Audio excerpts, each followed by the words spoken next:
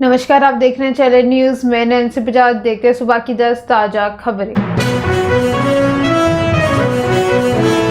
निक्की की बॉडी छिपाने में साहिल का परिवार शामिल। दिल्ली के निक्की यादव मर्डर केस में अब नया ट्विस्ट आ गया। शनिवार को पुलिस ने बताया है कि आरोपी साहिल का परिवार भी निक्की के मर्डर की साजिश में शामिल था। पुलिस का कहना है कि घर वालों ने दोस्त के साथ मिलकर निक्की के शव को फ्रिज में छिपाने में आरोपी की मदद की है। इतना ही नहीं, निक्की और साहिल की शादी अक्टूबर 2020 में नोएडा के आर्य समाज मंदिर में हुई थी। पुलिस ने साहिल और परिवार से पूछताछ की बाद शुक्रवार को शाम को उसके पिता, दोस्त, चचेरे भाई समेत 5 लोगों को अरेस्ट किए, जिसके बाद इन्हें कोर्ट में पेश किया गया है। कोर्ट ने पुलिस को इनकी 2 दिन की कस्टडी में भेज दिया। निक्की और साहिल की शादी की तस्वीर सामने आई है। फोटो आने के बाद निक्की की फैमिली ने दावा किया है कि उन्हें ये शादी के बारे में बिल्कुल भी जानकारी नहीं थी। वह शादी करवाने वाले पंडित से पुलिस ने पूछताछ की तो पंडित ने माना है कि उसने निक्की साहिल की शादी 2020 में करवाई थी।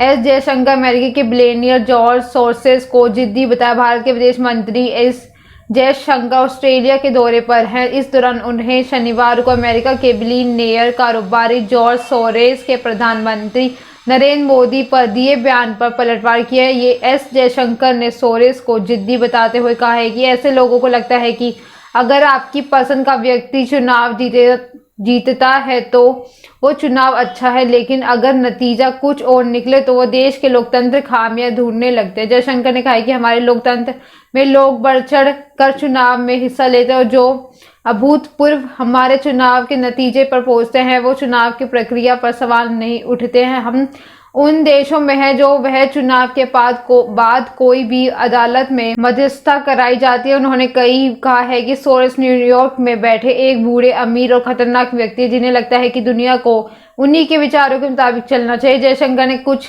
कहा है कि ऐसे लोग कहानियां गढ़ने में अपने संसाधन लगाते हैं।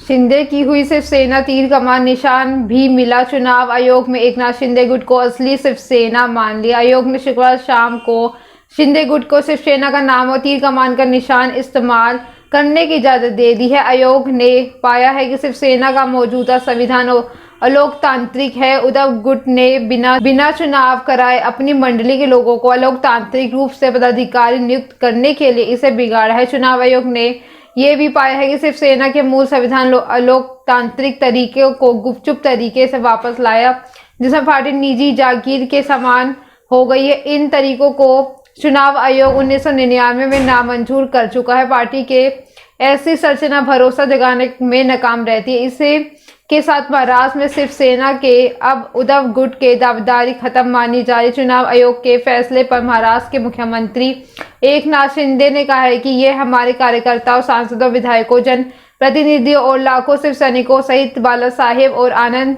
दीधे के विचारधारा की जीत है। ये लोकतंत्र की जीत है।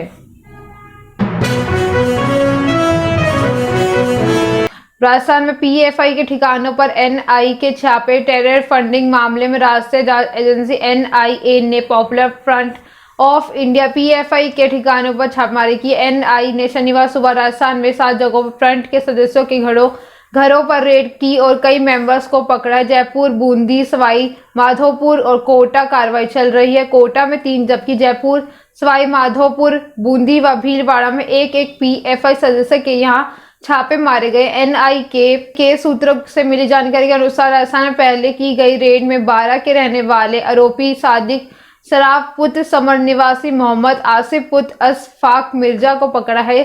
तब पूछताछ में सामने आया था कि दोनों पीएफआई के पदाधिकारियों के मेंबर्स को कैडर के साथ पीएफआई के कोटा जिले में गैरकानूनी गतिविधियों में शामिल है। एनआई के ओर से 19 सितंबर 2022 को मामला दर्ज किया था। इसके बाद एनआई की ओर से पीएफआई पदाधिकारियों के संदिग्ध आवासीय व्यवसायिक परिसरों पर छापेमारी की गई। उस समय तलाशी में डिजिटल डिवाइस, एयर गन, धारदार हथियार और आपत्तिजनक डॉक्यूमेंट जब्त किए गए थे और उसी कड़ी में जांच जारी है।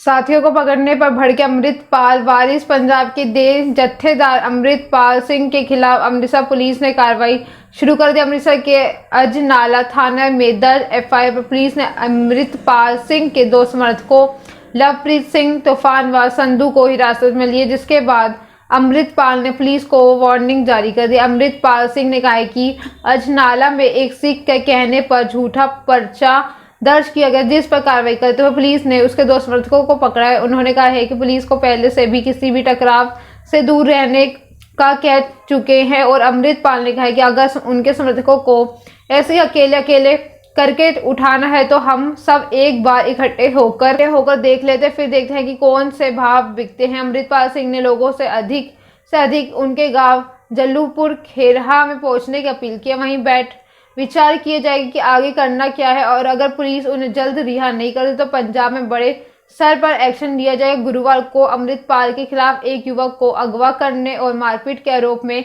मामला दर्ज किया गया है और पुलिस ने युवक का मेडिकल करवा मामला दर्ज कर लिया था।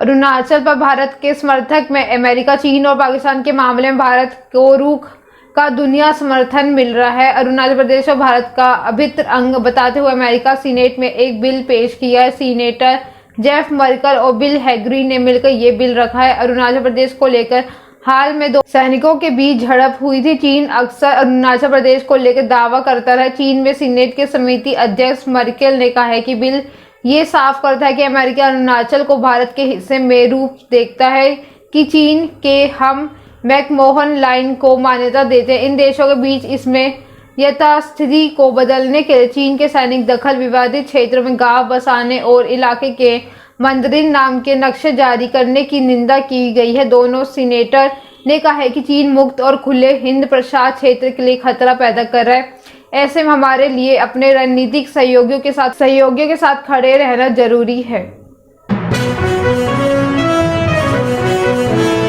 मुस्लिम युवकों की हत्या का इल्जाम गौ रक्षकों पर। हरियाणा में 2 मुस्लिम युवकों को जिंदा जलाने के मामले में नया खुलासा हुआ। परिवार का आरोप है कि पुलिस ने जुनैद और नासिर की बोलेरो को टक्कर मारकर पकड़ा था, जिसके बाद अधीर मरी हालत में उन्हें बजरंग दल के मोनू मानेसर और उनके साथियों को सौंप दिया। इन्होंने गोद तस्करी के शक में दोनों को बोलेरो समेत जिंदा जला दिया। भिवानी के लोहारू गांव के नजदीक बुधवार को इनकी बॉडी मिली। मोनू पर 20 दिन से 2 हत्या और 1 हत्या के प्रयास का आरोप है। परिवार का दावा है कि घटना के वक्त Firozpur Jhirka crime investigation agency CIA की टीम मौजूद थी। दोनों को पहले बुरी तरह से पीटा गया, जिसके बाद लोग जुनैद और नासिर को पुलिस स्टेशन ले गए, लेकिन पुलिस ने हालात देखते हिरासत में लेने से इनकार कर दिया। इनके बाद बोलेरो समेत जिंदा जलाने की खबर आई। उधर पुलिस ने परिवार के आरोपों को झूठा बताया है। फिरोजपुर झिरका के CI इंचार्ज वीरेंद्र सिंह का कहना है कि उनके इस मामले में कोई लेना देना नहीं है। ना तो उससे कोई भी आरोपी को पकड़ा और ना ही बजरंग दल के लोगों को सौंपा।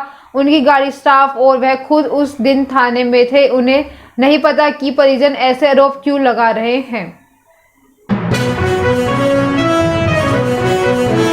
गाजियाबाद में कार में मिला बिजनेसमैन का शव। गाजियाबाद के इंदिरापुरम इलाके में शुक्रवार को स्विफ्ट कार के अंदर 35 साल के बिजनेसमैन की लाश मिली है। कार वैशाली सेक्टर 6 में आरोग्य हॉस्पिटल के सामने बहुत देर से खड़ी थी। लोगों ने पास जाकर देखा तो उसके अंदर ड्राइविंग सीट पर शव पड़ा था। मृतक की पहचान हर्षवर्धन रतूड़ी के रूप में हुई। मुंह में झाग निकल रही थी, इसलिए आशंका है कि जहर खाने से मौत है। पुलिस का शव पोस्टमार्टम के लिए भेज दिया है। कार में मिले व्यापारी की पहचान 35 वर्षीय हर्षवर्धन रतूड़ी के रूप में हुई है। ये मूल रूप से उत्तराखंड जमोली जिले के रहने वाले और फिलहाल पत्नी व 2 बेटे सहित गाजियाबाद के वसुंधरा सेक्टर 13 में रह रहे। हर्षवर्धन के बड़े भाई अरविंद अपने माता पिता के साथ शालीमार गार्डन में रहते हैं। हर्षवर्धन का इंपोर्ट एक्सपोर्ट का बिजनेस है। उन्हें कंसल्टेंसी ऑफिस वसुंधरा के सनराइज मॉल में खोला हुआ है। पुलिस के मुताबिक किसी बात को लेकर हर्षवर्धन की पत्नी से झगड़ा होता रहता। गुरुवार रात भी झगड़ा हुआ। उसके बाद हर्षवर्धन कार लेकर अब घर से निकल गए। शुक्रवार दोपहर में उनकी लाश वैशाली सेक्टर 6 स्थित आरोग्य हॉस्पिटल के सामने कार में मिली। पुलिस ने बताया कि हर्षवर्धन कार में ड्राइविंग सीट पर अचेत अवस्था में बैठे हुए थे। उनके मुंह से झाग निकली, इसलिए आशंका है कि जहर खाने से उनकी मौत हुई है। फिलहाल शव को पोस्टमार्टम के लिए भेज दिया गया है। रायपुर में आज सेलिब्रिटी क्रिकेट लीग। छत्तीसगढ़ की राजधानी रायपुर में आज सेलिब्रिटी क्रिकेट लीग होने जा रही है, इसलिए क्रिकेट टूर्नामेंट शामिल होने बॉलीवुड के सितारे रायपुर पहुंचे। एक्टर रितेश देशमुख, सोहेल खान, अमिताभ शिव दसानी, शरद केलेकर जैसे सितारे रायपुर एयरपोर्ट पर नजर आए हैं। बॉलीवुड कलाकारों के अलावा रायपुर में भोजपुरी, बंगाल, पंजाब, साउथ इंडस्ट्री के एक्टर भी पहुंचे हैं, जो रायपुर के क्रिकेट स्टेडियम में एक दूसरे के साथ क्रिकेट मैच खेलते नजर आएंगे। रायपुर एयरपोर्ट में इन कलाकारों का स्वागत छत्तीसगढ़ फिल्म एसोसिएशन के अध्यक्ष योगेश अग्रवाल ने किया। एयरपोर्ट पर रितेश देशमुख अपने दोनों बेटों के साथ पहुंचे। सोहेल खान, आफ्ताब, शरद केलकर भी पहुंचे। एक्टर भी cricket show anchor Sameer Kochar, Uma Qureshi के भाई बॉलीवुड एक्टर सलीम साकिब भी पहुंचे। तमिल एक्टर आर्या भी रायपुर आए थे। शहजादा के लिए कार्तिक ने लौटा दी थी फीस। कार्तिक आर्यन की फिल्म शहजादा रिलीज हो चुकी है। फिल्म को लेकर कार्तिक के फैंस के बीच गजब का उत्साह है। अभी इसी बीच कार्तिक ने फिल्म में से जुड़ी कुछ दिलचस्प चीजों पर बात की। कार्तिक का कहना है कि फिल्म में बतौर एक्टर जुड़े थे, लेकिन मेकर्स के आर्थिक हालात को देखते हुए उन्हें बाद में प्रोड्यूसर बनना पड़ा। दरअसल फिल्म की शूटिंग से पहले मेकर्स आर्थिक संकटों में जूझ रहे, इससे कार्तिक ने उनकी मदद के लिए अपना फीस लौटा दी थी। फिल्म में प्रोड्यूसर बन गए। कार्तिक ने कहा कि फिल्म में पहले प्रोड्यूसर के तौर पर बनी पर नहीं आया था। मैंने फीस पहले ही ले ली थी, लेकिन फिर से फाइनेंशियल क्राइसिस हो गया और मेकर्स को हेल्प की जरूरत थी। मैंने प्रोड्यूसर से कहा कि अपनी फीस लौटा रहा हूँ, इसी वजह से फिल्म को प्रोड्यूसर बन गए। एक तरीके से फिल्म पर बोझ बहुत कम हो गया। फिल्म एक्शन सीन्स भी थे, जिसके बजट का भी अच्छा खासा था। उस समय काफी सारी चीजों पर विचार करना था, इसलिए मुझे गिव अप फीस छोड़नी पड़ी, करना पड़ा। इन सुबह की 10 ताज़ा खबरें, ऐसे अपडेट्स के लिए बने रहे हमारे चैनल को लाइक करें, कमेंट करें एंड सब्सक्राइब करना ना भूलें। धन्यवाद।